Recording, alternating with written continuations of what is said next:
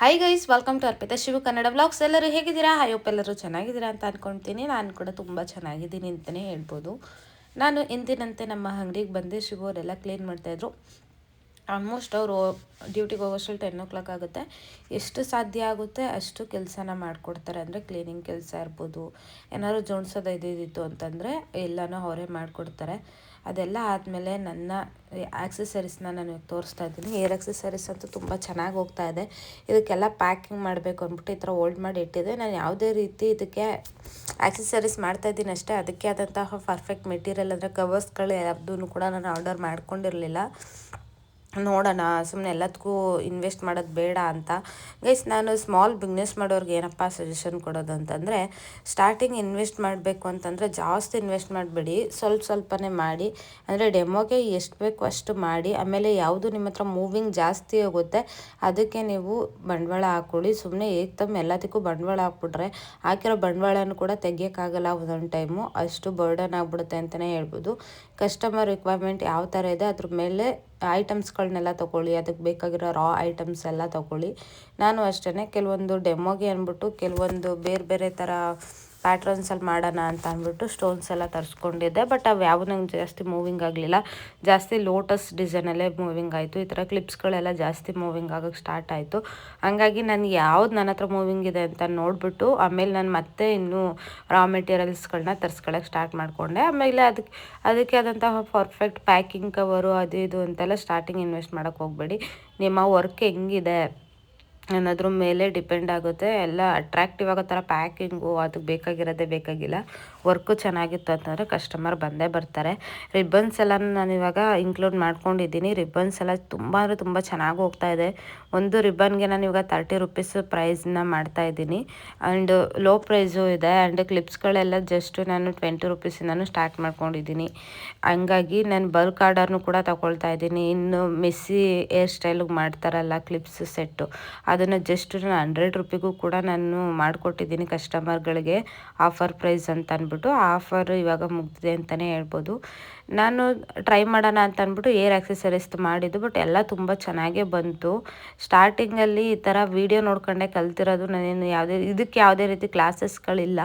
ಆರಾಮಾಗಿ ಕಲಿಬೋದು. ತುಂಬಾ ಈಸಿ ಇದೆ. ಬಟ್ ತಾಳ್ಮೆ ಅನ್ನೋದು ತುಂಬಾ ಇರಬೇಕು. ಆ್ಯಂಡ್ ವರ್ಕ್ ಮಾಡ್ತಾ ನಮಗೆ ಆದ ಒಂದು ಓನ್ ಡಿಸೈನ್ಸ್ಗಳೆಲ್ಲ ಎಷ್ಟು ಚೆನ್ನಾಗಿ ಬರುತ್ತೆ ಅಂದರೆ, ಈ ಥರ ಮಾಡಿದ್ರೆ ಚೆನ್ನಾಗಿರುತ್ತೆ, ಆ ಥರ ಮಾಡಿದ್ರೆ ಚೆನ್ನಾಗಿರುತ್ತೆ ಅಂತ ಓನ್ ಐಡಿಯಾಸ್ಗಳೆಲ್ಲ ಬರ್ತಾ ಇರುತ್ತೆ. ನನಗೂ ಅಷ್ಟೇ ಸ್ಟಾರ್ಟಿಂಗು ನನಗೆ ಯೂಸ್ಗೆ ಆ್ಯಂಡ್ ನನ್ನ ಮಗಳು ಯೂಸ್ಗೆ ಮಾಡ್ಕೊಳ್ಳೋಣ, ಹೊರಗಡೆ ಎಲ್ಲ ಅಷ್ಟು ಕೊಡೋ ಬದಲು ಹ್ಯಾಂಡ್ ಮೇಡು ತುಂಬ ಚೆನ್ನಾಗಿರುತ್ತೆ. ಆ್ಯಂಡ್ ಟ್ರೆಡಿಷನಲ್ ಏನಾದರೂ ಹಬ್ಬಗಳು ಬಂತು ಅಂತಂದ್ರೆ ತುಂಬ ಚೆನ್ನಾಗಿರುತ್ತೆ ಅಂದ್ಬಿಟ್ಟು ನಾನು ಮಾಡ್ಕೊಂಡಿದ್ದು. ಬಟ್ ವ್ಲಾಗ್ಸ್ಗಳೆಲ್ಲ ಅಲ್ಲಿ ಇಲ್ಲಿ ಅಪ್ಲೋಡ್ ಮಾಡ್ತಿದ್ದಾಗ ಇದೇ ಒಂದು ಬಿಸ್ನೆಸ್ ಅನ್ನೋ ಥರನೂ ಆಯಿತು. ನಾನು ಕಸ್ಟಮೈಸ್ ಗಿಫ್ಟ್ಗಳನ್ನ ಮಾಡ್ತಾಯಿದ್ದೆ. ಬಟ್ ಕಸ್ಟಮೈಸ್ ಏರ್ ಆಕ್ಸೆಸರೀಸು ಅದು ಇದು ಜ್ಯುವೆಲರಿನೂ ಕೂಡ ಮಾಡ್ತೀನಿ ಅಂತ ಅಂದ್ಕೊಂಡಿರಲಿಲ್ಲ. ಅಂದರೆ ಹೇಗೆ ಬರುತ್ತೆ ಆವಾಗ ಹೆಂಗೆ ಅಕ್ಸೆಪ್ಟ್ ಮಾಡ್ಕೊಂಡು ಹೋಗ್ತಾ ಇರಬೇಕಲ್ವ, ಹಂಗೆ ನನ್ನ ಲೈಫ್ನ ಹೆಂಗೆ ಬರುತ್ತೆ ಹಂಗೆ ಅಕ್ಸೆಪ್ಟ್ ಮಾಡ್ಕೊಂಡು ಹೋಗ್ತಾಯಿದ್ದೀನಿ. ಆರ್ಡರ್ ಬಂತು, ನನಗೂ ಕೂಡ ಯೂಸ್ ಆಯಿತು, ಮಾಡ್ತಾಯಿದ್ದೀನಿ.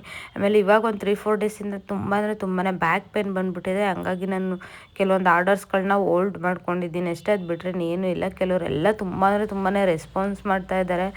ಆ್ಯಂಡ್ ತುಂಬ ಕಾಲ್ಸ್ ಮೆಸೇಜಸ್ ಎಲ್ಲ ಮಾಡ್ತಾಯಿದ್ದಾರೆ. ಅವ್ರಿಗೆಲ್ಲ ನಾನು ರಿಪ್ಲೈ ಮಾಡೋಕ್ಕಾಗ್ತಾಯಿಲ್ಲ. Really I am sorry. And ಇನ್ನೊಂದು ವೀಕಲ್ಲಿ ನಾನು ಮತ್ತೆ ಆರ್ಡರ್ ತೊಗೋತೀನಿ.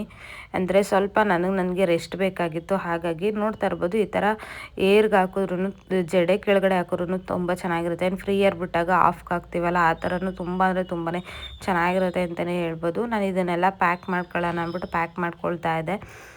ಆ್ಯಂಡ್ ಈ ಥರ ಎಲ್ಲ ನಮ್ಮ ಬಟ್ಟೆ ಅಂಗಡಿ ಅಂತೂ ಫುಲ್ಲು ಮೆಸ್ಸಿ ಆಗಿಬಿಟ್ಟಿತ್ತು. ಅದನ್ನೆಲ್ಲ ಕ್ಲೀನ್ ಮಾಡ್ಕೊಳ್ತಾ ಇದೆ ಅಂತಲೇ ಹೇಳ್ಬೋದು. ಶಿವರು ಕೂಡ ಏನೋ ವರ್ಕ್ ಮಾಡ್ತಾ ಇದ್ದಾರೆ. ಸೊ ಇವಾಗ ಆಲ್ರೆಡಿ ಸಂಜೆ ಆಗಿಬಿಟ್ಟಿದೆ ಗೈಸ್. ಇವರು ವರ್ಕ್ ಪ್ರೆಷರ್ ಹಂಗೆ ಇರುತ್ತೆ. ಅಂಥದ್ರಲ್ಲೂ ಬಂದು ಅಂಗಡಿಲಿ ಸ್ವಲ್ಪ ನನಗೆ ಬೇಜಾರಾಗಬಾರ್ದು ಅಂದ್ಬಿಟ್ಟು ಬಂದು ಮೇಂಟೈನ್ ಮಾಡಿಕೊಡ್ತಾ ಇರ್ತಾರೆ. ಅಂಗಡಿಲಿ ಯಾರು ಬಂದಿದ್ದಾರ ನೋಡ್ಕೊಂಡು ಮಾಡಬೇಕು. ಈ ಥರ ಸೆಟಪ್ ಮಾಡ್ಕೊಂಡಿದ್ದೀನಿ ಗೈಸ್. ಆ್ಯಡ್ಮಿಟ್ ಜ್ಯುವೆಲರಿ ಏನು ಮಾಡಿದ್ದೀನಿ ಅದನ್ನೆಲ್ಲ ಎಷ್ಟು ಹೋಗುತ್ತೋ ಹೋಗ್ಲಿ ಅಂದ್ಬಿಟ್ಟು ಮಾಡಿದ್ದೀನಿ. ಜಸ್ಟು ಆರ್ಡರ್ ಮಾತ್ರ ತೊಗೊಂಡೋಗಿ ಮಾಡ್ತಿದ್ದೆ. ಇವಾಗ ಎಲ್ಲನೂ ಒಂದೊಂದು ಪ್ಯಾಟ್ರನ್ ಮಾಡಿಟ್ಟಿದ್ದೀನಿ. ನೋಡೋಣ. ನನಗೆ ತುಂಬಾ ಕ್ರೇವಿಂಗ್ಸ್ ಆಗ್ತಾಯಿತ್ತು. ಹಂಗಾಗಿ ಶಿವವ್ರಿಗೆ ಮೋಮೋಸ್ ಕೇಳಿದ್ದೆ ತಂದ್ಕೊಡಿ ಅಂತ. ನಮ್ಮ ಅಂಗಡಿ ಪಕ್ಕನೇ ರೋಡಿ ಮೋಮೋಸ್ ಅಂತ ಇದೆ, ತುಂಬಾ ಚೆನ್ನಾಗಿರುತ್ತೆ ಟೇಸ್ಟ್ ವೈಸ್ ಅಂತೂ. ಅಲ್ಲೇ ತಂದುಕೊಟ್ಟಿದ್ರು. ನಾನು ಈ ಥರ ಯಾವಾಗವಾಗ ಹೊಸದೇನಾದ್ರು ಟ್ರೈ ಮಾಡ್ತಾಯಿದ್ರೆ ನನಗೆ ಒಂಥರ ಅನಿಸುತ್ತೆ, ನಾನು ಇದನ್ನೆಲ್ಲ ಮೊದಲು ತಿಂತಾನೆ ಇರಲಿಲ್ಲ, ಎಲ್ಲನೂ ಅಭ್ಯಾಸ ಮಾಡ್ಕೊಳ್ತಾ ಇದ್ದೀನಿ ಅಂತ. ಅದೆಲ್ಲ ಆದಮೇಲೆ ನಾನು ಮನೆಗೆ ಬಂದೆ. ಅಷ್ಟರಲ್ಲಿ ಮದನ್ ಬಂದ ಒಂದು 8:30 9 o'clock ಅನ್ನೋಂಗೆ. ಅಷ್ಟರಲ್ಲಿ 1 hour ಟೈಮ್ ಇತ್ತಲ್ಲ, ಅಂದರೆ 1 hour ಬೇಗ ಮನೆಗೆ ಬಂದಿದ್ದೀನಲ್ಲ ಅಂದ್ಬಿಟ್ಟು ಮನೆ ಫುಲ್ಲು ಮೆಸ್ಸಿ ಮಾಡಿಬಿಟ್ಟಿದ್ರು ಇತಾ ಬೇಬಿ ಅಂತೂ. ಹಂಗಾಗಿ ಎಲ್ಲನೂ ಕ್ಲೀನ್ ಮಾಡ್ಕೊಳ್ಳೋಣ ಅಂದ್ಬಿಟ್ಟು ಕ್ಲೀನ್ ಮಾಡ್ಕೊಳ್ತಾ ಇದೆ. ಆ್ಯಂಡ್ ಸೋಫಾ ಕವರದ್ದು ಹಾಕೋದೇ ಒಂದು ಇದಾಗ್ಬಿಟ್ಟಿರುತ್ತೆ, ಯಾಕಂದರೆ ಎಲ್ಲನೂ ಕೂಡ ಕ್ಲೀನ್ ಮಾಡೋಕ್ಕೆ ತೆಗೆದಿದ್ರು ನಮ್ಮಮ್ಮ. ಆ ಪಿಲ್ಲೋ ಕವರ್ನೂ ಕೂಡ ಬಿಡಲ್ಲ ನಮ್ಮಮ್ಮ, ವೀಕ್ಲಿಗೆ ಒಂದ್ಸಲ 15 ಡೇಸ್ಗೆ ಒಂದ್ಸಲ ವಾಶ್ ಮಾಡ್ತಾನೆ ಇರ್ತಾರೆ. ಆ ಕೆಲಸನೂ ಕೂಡ ಕಂಪ್ಲೀಟ್ ಮಾಡ್ಕೊಳ್ತಾ ಇದ್ದೀನಿ. ನಮ್ಮ ಇತಾ ಬೇಬಿ ಸುಮ್ಮನೆ ಸೈಲೆಂಟಾಗಿ ಕೂತಿದ್ರು, ಹಂಗಾಗಿ ನಾನು ಈ ಕೆಲಸ ಎಲ್ಲ ಮಾಡ್ಕೊಳ್ಳೋಕ್ಕೆ ಸ್ವಲ್ಪ ಅನುಕೂಲ ಆಯಿತು ಅಂತಲೇ ಹೇಳ್ಬೋದು. ಗೈಸ್, ನಾನಿವಾಗ ಮನೆ ಎಲ್ಲನೂ ಫುಲ್ಲು ಕ್ಲೀನ್ ಮಾಡ್ಕೊಂಡ್ಮೇಲೆ ನೋಡ್ತಾ ಇರ್ಬೋದು ವಾತಾವರಣ ಈ ಥರ. ಅಂದರೆ ಈ ಥರ ಲೈಟಿಂಗ್ಸ್ ಹಾಕೋದಂದ್ರೆ ತುಂಬಾ ಇಷ್ಟ ಆಗುತ್ತೆ, ಹಾಗಾಗಿ ಆ ಥರ ಹಾಕಿದ್ದೀನಿ. ಸೋಫಾಗೆ ಸೋಫಾ ಕವರು ಇದೆಲ್ಲನೂ ಫಿಕ್ಸ್ ಮಾಡಿಕೊಂಡೆ. ನನಗೆ ಈ ಥರ ಲೈಟಿಂಗ್ಸ್ ಅಂದರೆ ತುಂಬಾ ಇಷ್ಟ ಆಗುತ್ತೆ. ಸೊ ನನ್ನ ರೂಮ್ಗೂ ಕೂಡ ನಾನು ಅದೇ ರೀತಿ ಹಾಕ್ಕೊಂಡಿದ್ದೀನಿ. ನಾನು ಎಡಿಟಿಂಗ್ ಮಾಡ್ಬೇಕಾದ್ರೆ ಮೇನ್ ಲೈಟ್ ಹಾಕೊಳ್ಳಲ್ಲ. ಈ ಥರ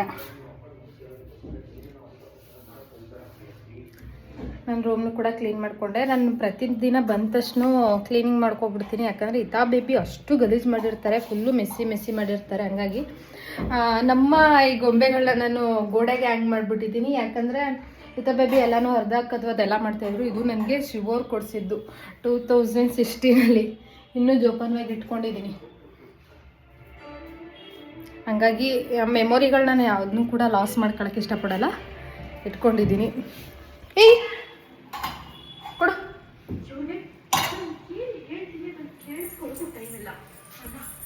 ಗೈಸ್, 1 ನಿಮಿಷ ಕೂಡ ಆ ಕಡೆ ಹೋಯ್ತು ಅಂತಂದರೆ ಹೆವಿ ತೀಟೆ ಮಾಡಿಬಿಡ್ತಾರೆ. ಇವಾಗ ನೋಡ್ತಾ ಇರ್ಬೋದು, ಆಲ್ರೆಡಿ ರೂಮಿಗೆ ನುಗ್ತಾ ಇದ್ದಾರೆ. ನಾನು ರೂಮ್ಗೆ ಹೋದರೆ ಹಾಲು ಬರ್ತಾರೆ, ಹಾಲ್ಗೆ ಹೋದರೆ ರೂಮಿಗೆ ಬರ್ತಾರೆ.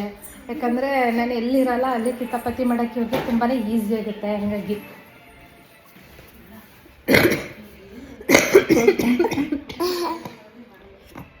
ನನಗೆ ಕೆಮ್ಮು ಬಂದು ಗೈಸ್ 1 ವೀಕ್ ಆಗ್ತಾಯಿದೆ. ಕ್ಯೂರಂತೂ ಆಗ್ತಾಯಿಲ್ಲ. ಕೆಮ್ಮಿನೇ ಹೊಟ್ಟೆಲ್ಲ ನೋವು ಬಂದುಬಿಡುತ್ತೆ ಒಂದೊಂದು ಟೈಮು. ಯಪ್ಪ ಸಾಕಪ್ಪ ಅನ್ನೋಂಗಾಗ್ಬಿಡುತ್ತೆ. ಪ್ರೆಗ್ನೆನ್ಸಿ ಟೈಮಲ್ಲಿ ಏನಾದ್ರು ಕೆಮ್ಮು ಬಂತು ಅಂದರೆ ತುಂಬ ಕಷ್ಟ. ಸೀರಿಯಸ್ಲಿ ಯಪ್ಪ ನಾನು ಅನುಭವಿಸ್ಬಿಟ್ಟಿದ್ದೀನಿ. ಅಷ್ಟು 1 ವೀಕಿಂದ ಏನೇ ಮಾಡಿದ್ರು ಕೆಮ್ಮು ಹೋಗ್ತಾಯಿಲ್ಲ, ಕಫ ಕಟ್ಕೊಬಿಟ್ಟಿದೆ. ನನಗೆ ಜಾಸ್ತಿ ವಾಟರ್ ಇನ್ಫೆಕ್ಷನ್ ಆಗುತ್ತೆ. ಈ ಸಲ ವಾಟರ್ ಇನ್ಫೆಕ್ಷನ್ ಆಗಿದೆ ಐ ಥಿಂಕ್. ನೋಡ್ತಾ ಇರ್ಬೋದು ಎಲ್ಲನೂ ಈಗ ತಾನೇ ಕ್ಲೀನ್ ಮಾಡಿದ್ದೀನಿ. ಆಲೇ ಹೆಂಗೆ ಮಾಡ್ತಾಯಿದ್ದಾರೆ ಅಂತ. ಮಕ್ಕಳಿರೋ ಮನೇಲಿ ನೀವು ಎಷ್ಟೇ ಕ್ಲೀನ್ ಮಾಡಿದ್ರು ಅಷ್ಟೇ ಈ ಥರ ಮೆಸ್ಸಿ ಮಾಡ್ತಾರೆ. ಎಷ್ಟು ಮೆಸ್ಸಿ ಮಾಡ್ತಾರೆ ಅಂದರೆ ಅಷ್ಟು ಇಷ್ಟಲ್ಲ.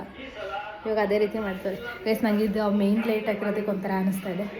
ಫುಲ್ಲು ಇಟ್ಬಿಡೋಣ, ಇದೇ ಥರ ಇಷ್ಟ ಗೈಸ್ ನನಗೆ. ಇದು ಮಾಡ್ಕೊಳ್ದು. ಬಾ ಹೋಗಮ್ಮ, ಬಾ ಹೋಗುತ್ತೆ, ಬಾ ಅಂಗಡಿಗೆ ಹೋಗಮ್ಮ, ಬಾ. ನಾನು ಹಾಕಿರೋ ಗಿಡಗಳೆಲ್ಲ ಸಾಕತ್ತಾಗಿ ಬಂದೈತೆ ಗೈಸ್. ಎಲ್ಲ ಫುಲ್ಲು ಹೂ ಬಿಡ್ತೈತೆ. ಹೋಗಿ ನಾನು ಹೋಗ್ತೀನಿ. ಬಾಯ್.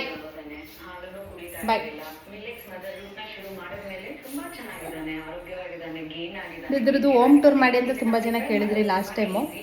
ಸೊ ಇಲ್ಲಿ ಡೈನಿಂಗ್ ಹಾಲ್ ಬರುತ್ತೆ, ಅಲ್ಲಿ ಮಾಮೂಲಿ ದೇವಸ್ಥಾನ ಬರುತ್ತೆ, ಆ್ಯಂಡ್ ಅಲ್ಲೊಂದು ಕಿಚನ್ ಬರುತ್ತೆ, ಆ್ಯಂಡ್ ಇದು ಮೇನ್ ಹಾಲ್ ಬರುತ್ತೆ. ಈ ಕಡೆ ಒಂದು ರೂಮ್ ಬರುತ್ತೆ ಆ್ಯಂಡ್ ವಾಶ್ರೂಮು, ಆ್ಯಂಡ್ ಈ ಕಡೆ ಒಂದು ರೂಮ್ ಬರುತ್ತೆ.